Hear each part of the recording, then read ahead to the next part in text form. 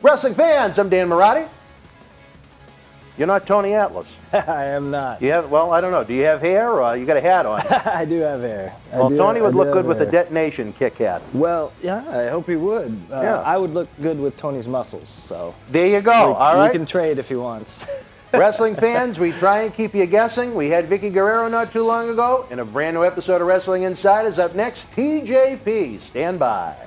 The Royal Rumble is the second biggest event of 2021, and it's going to be even bigger. During our Wrestling Insider pay-per-view watch-along is the former Raw main eventer himself. John Cena Sr. will be in studio live during the big event.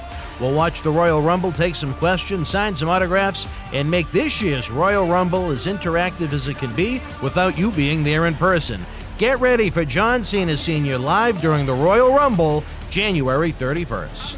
Boston Wrestling Sports and the MWF explodes into a new year of unknown with professional wrestling content galore, and we need you to join our family. Every Tuesday night at 10 p.m. after we review the previous night's Monday Night Raw, it's Wrestling Insiders at your house with the unpredictable WWE Hall of Famer, Mr. USA, Tony Atlas. Wednesday nights after WWE, NXT, and AEW at 10 p.m., you never know who's going to show up on Wrestling Insiders Special Edition. Every Thursday night at 10 p.m. after our NXT and Dynamite review, it's Marty Jannetty's No Holds Barred Sex, Drugs, and Rock and Roll journey through the 80s and 90s on Wrestling Insiders Party with Marty. Friday nights after the lights go down at the Thunderdome on SmackDown, it's John Cena Sr.'s Wrestling Insiders Fabulous Fridays. Plus, look for classic clips, bonus live episodes, pay-per-view watch-alongs, and more. If you want early, ad-free access to all of our Wrestling Insider talk shows, our acclaimed studio shoot interview DVD library, and to help keep wrestling legends working during the worst of times, for less than a cup of coffee at Starbucks, join our growing family at patreon.com/Boston Wrestling. Expect the unexpected in 2021. This is Mick Foley. This is Harley Race. This is Shelton Benjamin. This is Mr. Wonderful Paul Orndorff. This is the Monster Abyss. And this is Daniel Bryan. This is JBL, and you're watching the MWF. Be there live.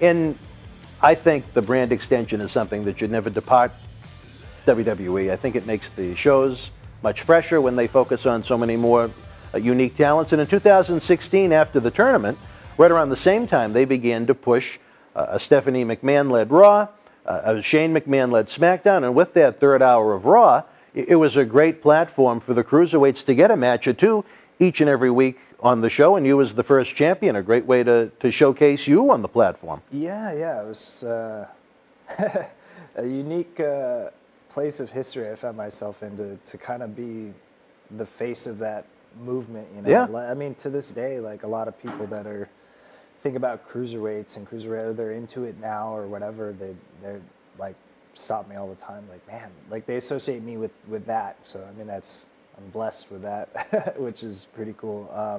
And yeah, I mean, it was exciting.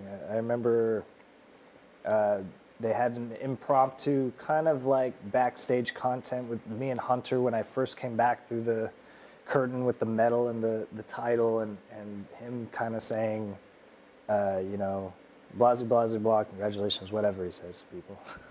And, you know, hope you're free Mondays. And I remember thinking that's funny because it happened so fast, you know.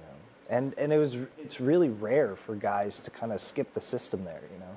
Even guys with tons of experience. Right. See, like, Right. Look at all the talent that's there right now before it became, you know, its own platform on USA Network. Yeah.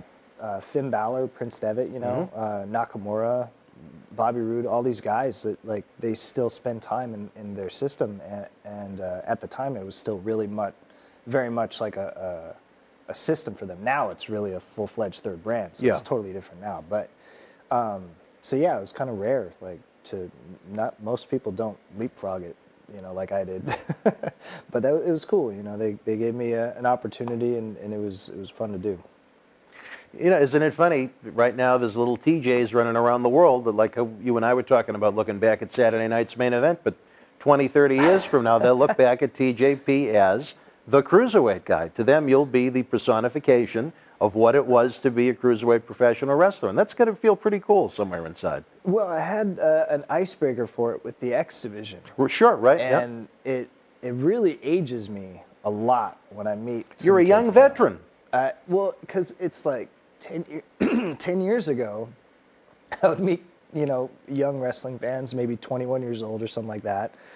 And they would say, man, I grew up on the X division watching you as Puma, blah, blah, blah, blah, blah. And I'm like, wow. Okay. And I'm, to me, I'm like, I'm 28 years old. You grew up watching me. And it's funny. And then later, and then now there's people like that. They're like, man, I've been watching you ever since the WWE Cruiserweights. I'm like, ever since then?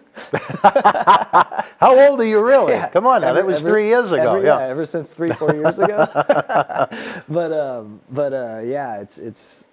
I used to get a lot of that with the X division too, just because fans that were like, 15, 13 years old in like 2003, and they would see me come in as Puma doing Victory Road and stuff like that, and the Motor City Machine Guns and the guys who were kind of the generation at the time, Sanjay Dutt, Petey Williams, and then fast forward to like 2012, and I'm there as Suicide. I'll do like meet and greets and signings and stuff, and man, I grew up watching you 9 years ago or whatever. Now they're like 21, 22 years old, and I'm like, wow, like kids are actually growing up watching me. So it's weird because I still feel like the 13-year-old kid that walked into the wrestling gym for the first time, and I grew up watching Eddie Guerrero and Chris Jericho, and it's like, so it's weird to kind of hear that, but that's what they were though, that they were the cruiserweight division, long before Latino Heat or, The List and Paragon of Virtue and Y2J. They were just the cruiserweights. Yeah. And that's what I grew up watching. So it's weird the way that history kind of repeats itself, and then you get exposed to that, and you get shuffled into places that are now people have moved on to bigger and better things, and it's weird, surreal. Imagine how successful that 205 live show could be if they actually presented that show with the rule that was originally in place, everyone 205 and under. I mean, look at so many of the guys now that headline both shows that could fit into that category. If they ever gave it a chance to be a real 205 live, that'd be the best show in the company. The moment, just for anybody watching, the weigh-ins were real. They really weighed us, which I thought was funny. One, because there's one or two guys that could barely make weight. But two, is also funny because they weren't going to take them off the show anyway. But we used to think that, like, God, you're really weighing us. Just give us all the real 205ers. Like, that would be incredible, the amount of guys that we could have had there, to have, like, a Chad Gable or Finn Balor. I wasn't even thinking along the lines of Gable, but another one that you could just add to the roster. Yeah? Probably Seth Rollins, depending on the day of the week. I don't know. Like, there's a lot of guys that are, like, right there around that, that could be in it. It would have been amazing, so, but, First champion, a couple of months, dropped the title. You were involved with Kendrick. You were involved with our buddy Richie Rich. And then it almost seems like you fell off the face of the planet. What happened? As someone that enjoyed seeing you on the show, that enjoyed good professional wrestling on a sports entertainment program, what happened to TJP? I don't know. I remember me and Lindsay Dorado got sent home for 3 months. Not together at the same time, but not necessarily together. It wasn't for discipline, or at least not me, or anything. But yeah, it's just like creative ebbs and flows and stuff, and it's kind of hard to come in at the top, I guess, of a card, because then it's an odd progression. I remember asking, like, because like with the brand split, for example, I would ask like Road Dogg or so. Like, I remember Road Dogg. I remember pulling him aside at Raw one time. I said, some guys, they'll come in, they'll get drafted to, I don't know, SmackDown, and they'll do like 6 months, and then, they become a bad guy on SmackDown. Then they do like another, few months. And then, when they progress through, these various arcs in their character, you flip them over to Raw, and then they kind of carry through that. Then maybe you flip them back to SmackDown, like what's old is new again, that sort of thing. What do you do with the cruiserweights? And Right, they and only that's- had one That's home, what yeah. that's what I used to ask. I asked him just point blank one day, and I said, and I remember asking him secondary. I said, secondary question. The reason, or the point is, the reason why I'm asking is because, unlike the other like 12 guys or whatever that made up the 205 show, I'm the top of this list. So when I'm done creatively with what I'm doing now, what happens? Everybody else has a progression upwards. But for me, like there's no secondary show to flip me to. And so, I ended up getting a few weeks off for a while. But then it was funny because then when I came back, they just kind of put me right back at the top of the card with like Neville and Aries and stuff like that. So, I guess it was just a matter of, well, we don't have a place to flip them, so what do we do? And then, okay, let's just tell a new story up here at the top of the card, and we'll do it this way and whatever. So, but yeah, and like as an LA boy and a diehard LA sports fan, it was really, really, really, really crushing to lose a title in the Boston Garden. So, We don't call it that, Well, though. the TD Garden, Garden. yeah. So yeah. So you know how you could resonate with Magic a little bit for at least in one thing, right? Yeah, I felt like Kobe in '08. And I was like, man, I'm a disgrace to LA sports. I just lost a title in Boston. Did that twist the knife a little bit when you found out it would be in Boston? Actually, it was funny because I had asked if I could drop the title because I felt like the group needed a rotating door to create interest. Because normally this is just kind of a side note, and the reason why is normally you have a guy like, say, Elias, right? And they're in the system, and then they get called up, and they get, their first exposure on the show. They're by themselves. They're integrated right in with a guy like, say, Chris Jericho or Jeff Hardy or something like that. Most of the time, they get the better of them, and there's a lot of residual, equity that they kind of glean from that, and it helps them. Whereas when it's the other way around, we had 10, 12 guys that we're segregated. We can only associate with each other. There's no Chris Jericho for us to rub off on, and we have to share that stage and spotlight with the other 10 guys. So I remember thinking at the time, like, the worst thing in the world that we can do is have this be built around one guy. And since I was the guy in that spot, I remember asking, like, can we flip this title around a little bit? And so I was hoping that was going to be the case. So when they said it, I don't know if it's because I said that or not, but when they made that decision, I was fine with it. I was happy because I thought it was the right thing to do. But the only bummer was maybe losing it In Boston. at TD, yeah. Which is actually one of my favorite arenas to perform in. Why? I Out of don't know, curiosity. I just like it there. I mean, there's a lot of lore with Boston sports, especially being an LA boy. I can respect it a lot, and even though that's newer generation stuff for you guys. At this point now, it's aged to the point where there is some history that's gone on. 24 there. years, almost 25 in late 2020, yeah. And even just as a wrestling fan, I remember Sean having his last match before his first retirement. The only Mania we ever had here in Boston, yeah, right? at what was it called? The Fleet? It was the Fleet Center? The Fleet Center. Originally, the original name, it was going to be the Shawmut Center after a bank with an Indian face on it, but the bank went out of business or went through some kind of a merger, and then it became Fleet. Yeah. And now it's just TD. So I guess whatever bank wants to spend the most money on the sponsorship can be the Garden. So yeah, there's a lot of reasons why I think it's a unique place to be. I have a short list of places that are like that I enjoyed while I was working with WWE. Barclays was one, TD was one. Staples Center obviously is going to be one for me. But yeah, I enjoyed it. And I had other matches there that I enjoyed a lot. So it's just a competitive gripe that I had losing a title there. Well, I mean, beggars can't be choosers. You did tell them you wanted to get rid of it, right? Yeah, I was ready to fall on the sword for my city. So, did you think the 205 Live show, when it became its own weekly entity on WWE Network, the way it was presented, did you think it had a fighting chance, or did you think it would turn to I mean, I don't want to call it an embarrassment in 2020, but when you have 3/4 of the audience get up and walk out when the show begins, I mean, that's tough. They preempt the show. And preempt it too. And I guess the weeks they decide to tape it, 3/4 of the audience get up and leave. Yeah, it's tough. If you preempt a digital content show, that doesn't say much about the show. Right. But no, I mean, I always look at things optimistically. So when the project first came up and what they wanted to do, I thought that, obviously there's a lot of potential for it to be really great. I mean, obviously we really needed to not be segregated, and I think it just tells a big story when these kids are separate from the cool kids. These kids are not going to be the cool kids, and that's just, you're programming people to think that, and I think that's 99% of the battle right there. We lost because of that one decision, which is tough. Do you think it's a good idea they've kind of morphed that belt with NXT now?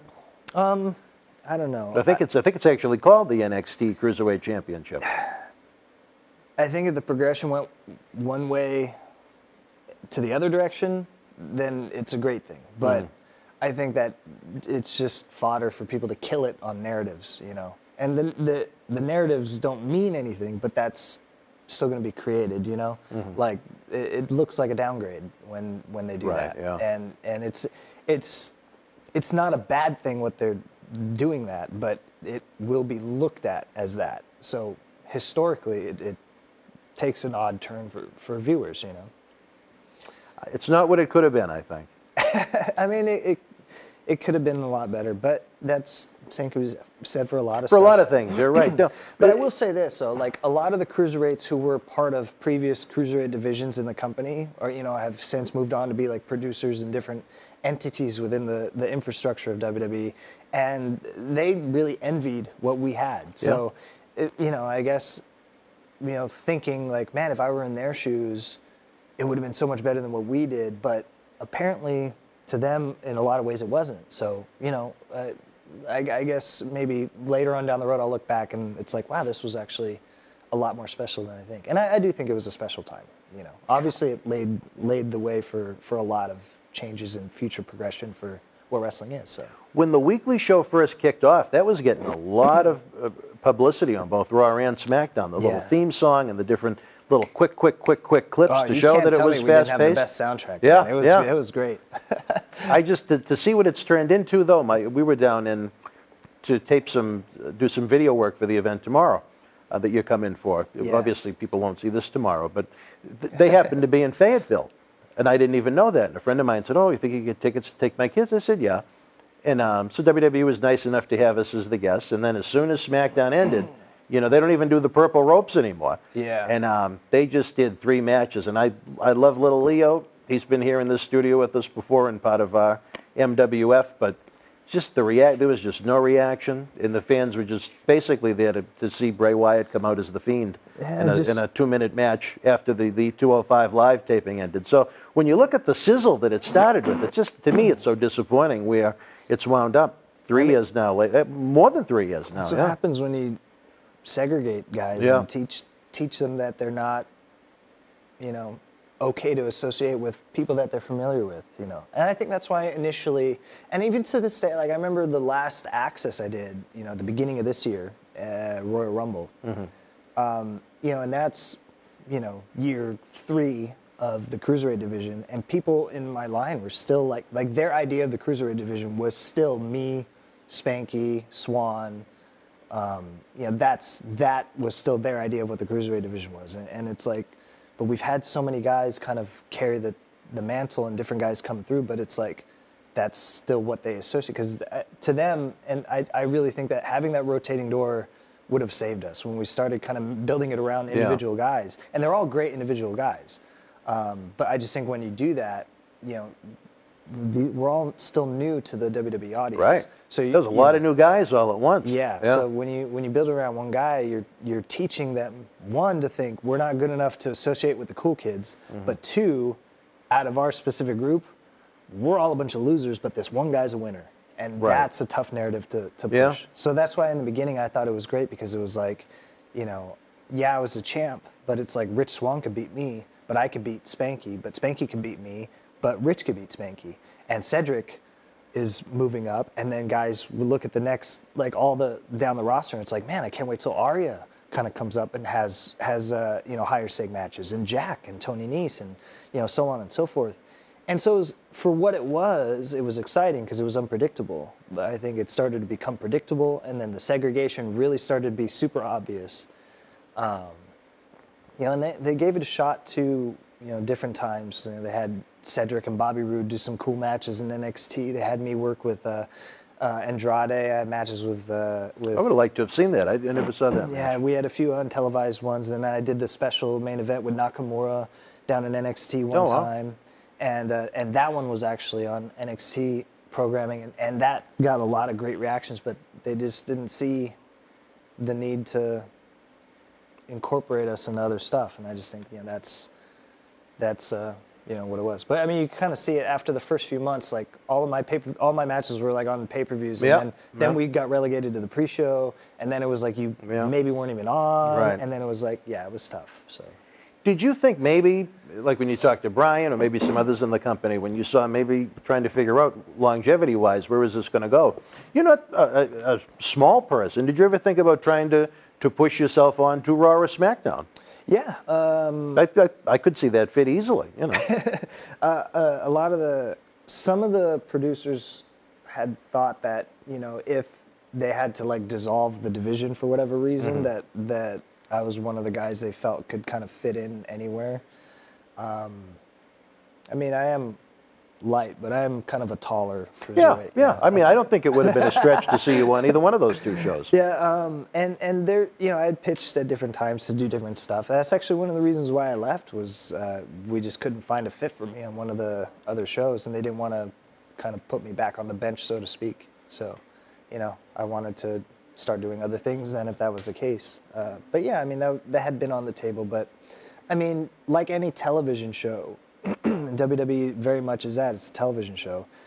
And that term is used a lot, and a lot of the time it's digested by wrestling fans as, oh yeah, I get it, because they're not about, the cool wrestling you see in other parts of the world, and it's more about, promos and drama and stuff, and we all know that, but I think wrestling is that way everywhere, so they just have their own style of incorporating those elements. What I mean by TV show is it's literally a television show, like you would see a Walking Dead or The Simpsons. It's about 10 characters that are the main characters, and everybody else is not really on the show. They're on it, but they're not really on it. And so it's like in The Walking Dead, there's, a set of main characters, and you see a cop might come in episode 2 of season 3 and have a pretty good run during that episode and save Rick, and everything is cool. Then you don't see him for 4 seasons. He comes back one more time to have a cool match. That is like 70% of the WWE roster. They're on the show, but they're not really on the show. So it's hard, because there's only a finite amount of stuff you can do with a TV show about 10 people, Exactly. Growing up, watching Raw, anything like in '93, when the show wasn't as long and wasn't as big, there was, that 5 to 10 guys that it was revolved around. Now the company is just so big, I don't think they know how to kind of evolve it in a way that incorporates everybody. It's still a show about just, And that's usually, I think, when any wrestling company is at its best, is when they have the most amount of bodies involved on a regular basis. Yeah. It keeps the show as fresh as possible. I think the shows nowadays are just, it's so, not that there's anything bad about what the guys are doing, but there's nothing that stands out as, well, this is different, or this feels fresh, or this makes me feel like I have to tune in next week to see what's going on. It's very good. And, but there's nothing all that interesting about it. Just like any TV show, they also work in seasons too, so it's not just a television show just in format that way. Like, it is just a television show about, like 10 main characters. You have, your Charlotte and your Sasha and your Roman and your Seth and your Brock and, your Kevin and whoever comprises that group of these are the characters on our show. But it also works in seasons. They have their summer season, and then they have their, spring season. And then in between, it kind of just feels like reruns. There's a lot of other seasons. Yeah, which is by design. Right, Like they have their 2 seasons, and just like any television show, like we have our fall season that lasts about 20 episodes. So does WWE, and the finale is SummerSlam, and then same thing in the springtime. They have this winter-spring season that lasts about 20 episodes, and the finale. There you go. Mid-season finales for some of them too. Finale with is the B WrestleMania, pay-per-views, or the in your houses as you call them. Yeah, yeah. The in your houses. Yeah, so the rest of them might as well be reruns because that's kind of a downswing creatively. And that's just the way it works. It's a television show. I was at my desk. I remember the day it was scrolling up and down on Twitter. The TJP was going to be gone from WWE. Like most in wrestling, I had to see if there was dirt to be had. You know, is there something wrong with this man? Would this be someone that would be great to have with us here? And obviously, since you're here now, I'd like to think that was a good move because there was no dirt. It was a very clean scenario. But online, if you Google it, there's all kinds of different conspiracy theories that have gone on. Yeah. What really happened when you left WWE back in February 2019? Well, let's see. February. Was it February that it happened? Yeah. Okay. So February of 2018. 18. I think it was February. There's a couple times we go to the UK every year. One time is earlier in the year. And then I think we do like Manchester later in the year, like November or something like that. But we're in London, and I remember knocking on Vince's door, and I said, I don't feel like I'm not having any fun. I don't feel like I'm a commodity to you anymore. I'm just a guy that does good wrestling on a show full of good wrestling, and everybody in your company is a good wrestler. That I have no value to you in regards to that because you get that value out of everybody. Everybody here can go. Everybody's amazing there. If you let them. But, and I said, when I first came in, I was, I used my platform differently, and I was an ambassador for my community as a Filipino and everything. And I wanted to get back to that. I wanted to get back to representing my community and being sort of a gateway for like Asian Americans and, the same way that like, Ray and Eddie like can represent Latinos and sort of like, represent that community. And it's like, we didn't really have that sort of representation in the company. And I was it for a little while. But once I got to Raw, it's like I was separated further and further and further from that. And I said, that's what I would like to get back to. That's what my value is to you. That's different than anybody else can offer. And so he just said, well, how can we use you better? I said, I'll show you. So I spent the rest of the year of 2018 and making my own appearances and doing red carpets and community events, charities, different things for the Filipino community, meeting with influence groups, people that do like, Filipino Heritage Night for the Golden State Warriors, for example. Mm-hmm. Like first, however many 100 people through the door get a special like Warriors shirt with like the Filipino Sun logo incorporated into it, and like local charities involved with it, and meet and greets for like Asian American players in the NBA and stuff like that. And I brought all this stuff as a package, and like this is what we can do. These are all groups that would love to work with the company. They work with other major entities, and this is what I want to do for you. And that was around Survivor Series or so. And he said, great, let's figure out one. We need to put you on a different platform. So I think it was Raw that we thought would be a better fit for me. And let's, make some creative pitches. And the way that Vince sees things, no matter what direction, creative is the horse that drives the carriage.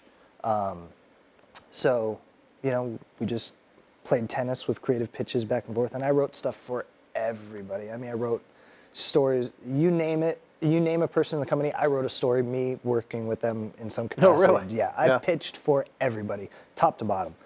And they just didn't see a good fit. And I don't think it was so much that the stories were bad, because they started using some of the stories with other guys. Other people. That happens too when they're really good. Which was kind of a bummer. But I think it's more so, like I said, it's a television show about, 10 characters. These are characters that they've brought to their sponsor meetings, brought to the television distribution companies to get pitches for the next year, the next season, the next renewal. These are guys that they have listed on all their tentpole shows. They don't know the creative that will get them there, but they know that these are the guys they're going with. And it's hard to go down that list and unseat one just to put a new guy in. And I'm not, pretentious to think that like, oh, you should because I'm better than this guy or that guy, I deserve it, whatever the case is. I know I can do it, but that's their decision, that's their investment. So that's where we were, and then it was, I turned in a new round of pitches on like a Tuesday, and then on that Friday, and they're just, Vince doesn't know what he would want to do with you. He has a lot of respect for what you want to do, but he also feels like if you're going to be unhappy, he doesn't want you to be unhappy here either. So, Did you feel unhappy? Yeah, I made it clear to them I wanted to leave, but I just don't believe in quitting, and I also don't believe in going on social media and like, I'm sick of this and I'm gonna ask for my release today. I mean, I just quietly told them I'm ready to go. I'd like to go back to Japan and Mexico and do stuff that I was happy doing before that I would have done if I didn't stay here. But I'd like to do better. If we can make it more fun, if I can contribute better, let's try to get to that, because I don't want to just quit. Right. And we couldn't find it, so No, better to leave his friends, right? off I flew. But yeah, it wasn't anything to do with like tattoos or As anything scandalous like as it is sometimes in the world of Google, right? Yeah. And now you're into the new frontier. What do you got planned for 2020? Anything cool? Well, it's just a continuation of more what I was able to do this year. I got to go back to work in May. They let me kind of go back to work a little bit early on my 90 days. Well, that was it was nice like of them. a 78-day no-compete clause, all I think. So it was They kinda, got creative on that end, at least with you. yeah, it was cool. They gave me some leeway because there's no hard feelings or anything. And from May till December, I had like 90, 93 dates. Wow. On the calendar. So, yeah, some of them were for some pretty cool places. I got to go back to New Japan. I got to do the Super J Cup this year. Impact, I got to return to. I got to do MLW, which was pretty cool. I haven't worked with those guys like Court and them since 2004. Wow. When they were first starting MLW back in the day. And, I got to do some tapings in Mexico. So that was cool. I got to go over to Japan as well. Is that not the best name for a wrestling company, though? What? Major League Wrestling. I mean, I love that name. Right to the point, Yeah, right? yeah. And I got to go abroad a bunch. I made a few trips to Australia and the UK and got to see kind of the new indie scene, which is something that I haven't been able to do, And It's not so bad. no, not at all. And next year, it's a lot. I haven't announced it yet. All my schedule is usually up on detonationkick.com, my touring schedule. I haven't put out the next year's one, but like the first 5-6 months is already kind of set. Really? So I'm looking Wow. forward to it. Some more New Japan, more Impact. Yeah, so hopefully I'll turn what was almost 100 dates into 200 dates if I can. There you go, right? And be in control of your own destiny at Well, the same time. I get to use the first half of the year this time instead of taking all those. That's awesome. Good for you. All right, wrestling fans, you can find him on Twitter at MegaTJP. I didn't want to get the X's initials confused. That's a different story for a different time. I got that's that in perfect. earlier. And you get your own line of the merch. Where can Yeah. the fans find that? Yeah, that was actually another cool thing I got to do this year was for Detonation Kick. And I was always into streetwear growing up, and it's really just modeled after the type of stuff I grew up with. Like, you can find that at detonationkick.com. I think everything is sold out right now, so hopefully everything will be up soon. But yeah, and if you go to detonationkick.com, you can also find my touring schedule and all the dates. Hopefully I'll be in a Hopefully the city. next time he'll be back with us. Yeah, hopefully Put it right there'll up be on a there. city near whoever chooses to click. So. Unbelievable. Well, you know what? You can never start your Christmas shopping too early once he has everything in stock again. It's right around the corner.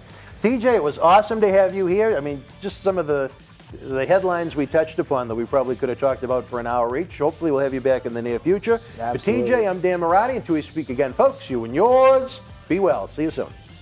Boston Wrestling Sports and the MWF explodes into a new year of unknown with professional wrestling content galore, and we need you to join our family. Every Tuesday night at 10 p.m. after we review the previous night's Monday Night Raw, it's Wrestling Insiders at your house with the unpredictable WWE Hall of Famer, Mr. USA, Tony Atlas. Wednesday nights after WWE, NXT, and AEW at 10 p.m., you never know who's going to show up on Wrestling Insiders Special Edition.